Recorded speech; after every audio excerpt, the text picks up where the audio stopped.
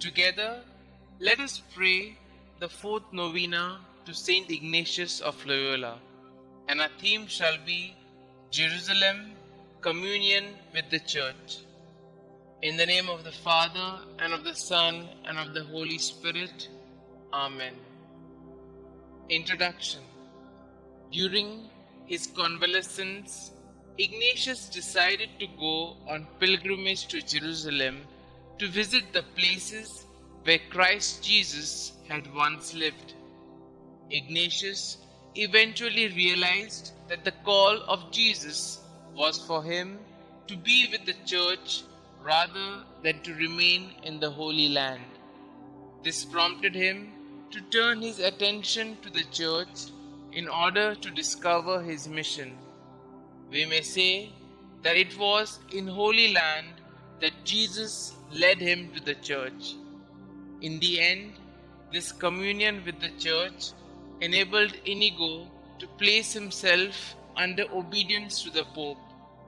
Ignatius inspires all of us today to love the church and work for her growth and preservation. During today's novena, we shall pray for the grace to listen to the promptings of the Holy Spirit and discover God's mission for us by developing deeper communion with the Church. Opening prayer.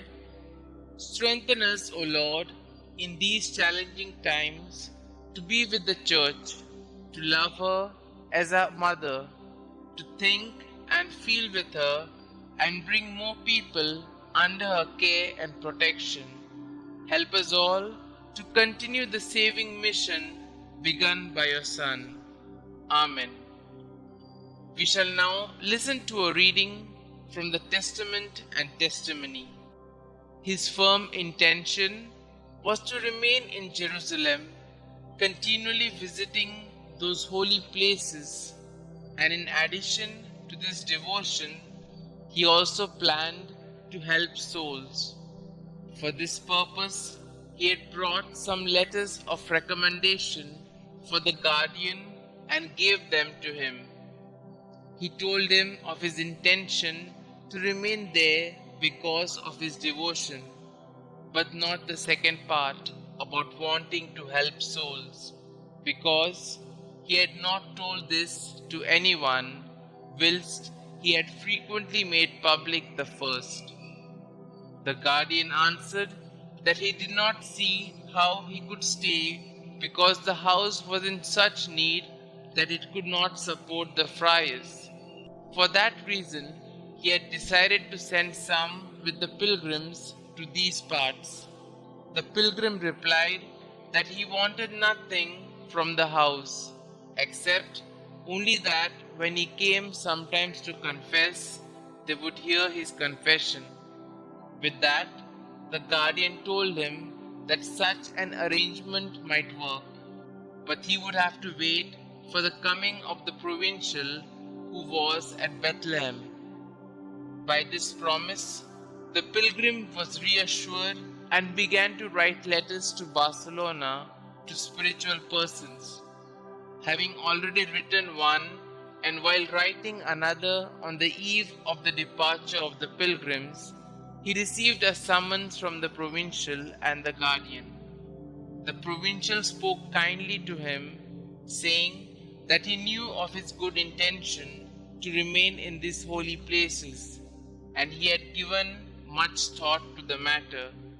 But because of the experience he had had with others, he judged that it was not expedient. For many had had the desire, but some had been captured and others killed, and the order had later been obliged to ransom the captives.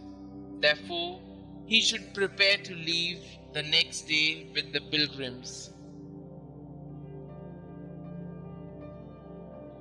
It is not surprising that Ignatius, who during his convalescence had been fascinated by his reading of the life of Christ, wanted to personally live in the land where Jesus had lived, moved, died, and risen.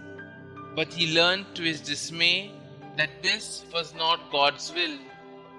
God had a larger plan for Ignatius and his companions, namely to have a heart larger than the world and to serve the universal church under the banner of the cross.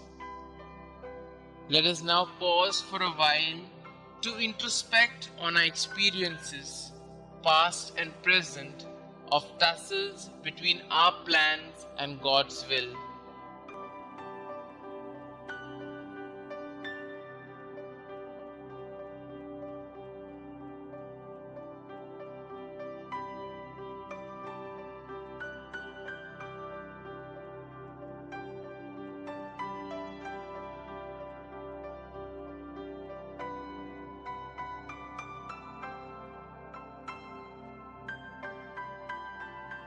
We shall now also put forth our petitions to the Lord, asking to do with us as He wills.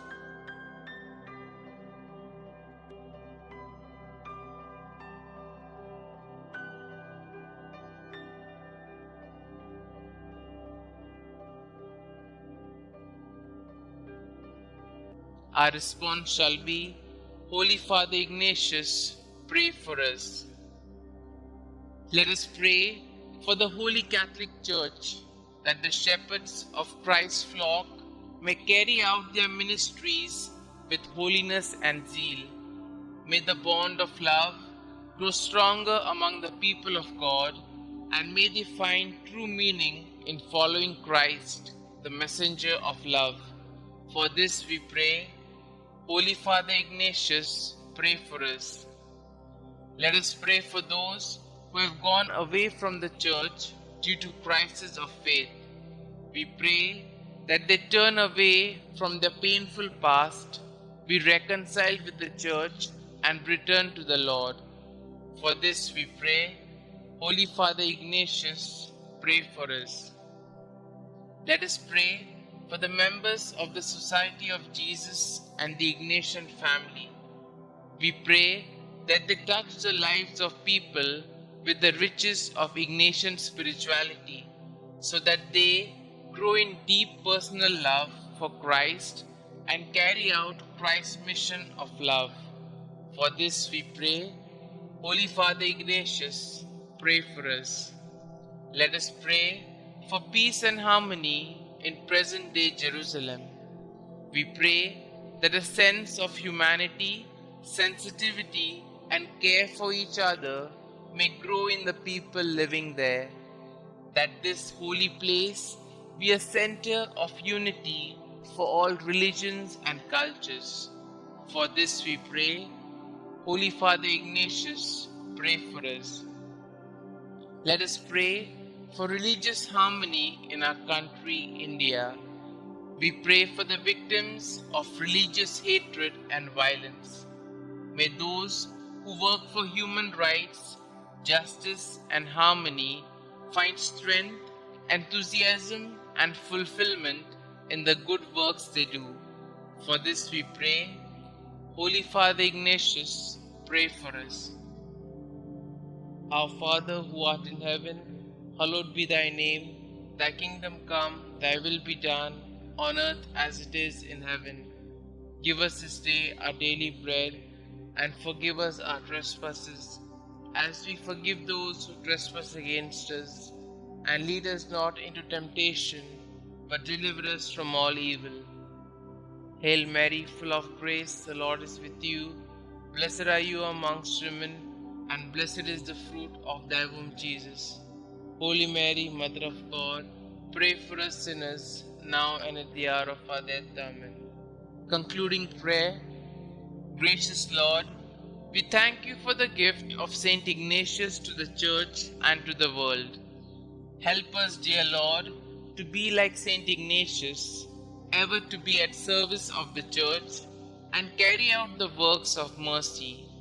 We make this prayer in your holy name. Amen. Glory be to the Father, and to the Son, and to the Holy Spirit, as it was in the beginning, is now, and ever shall be, world without end. Amen.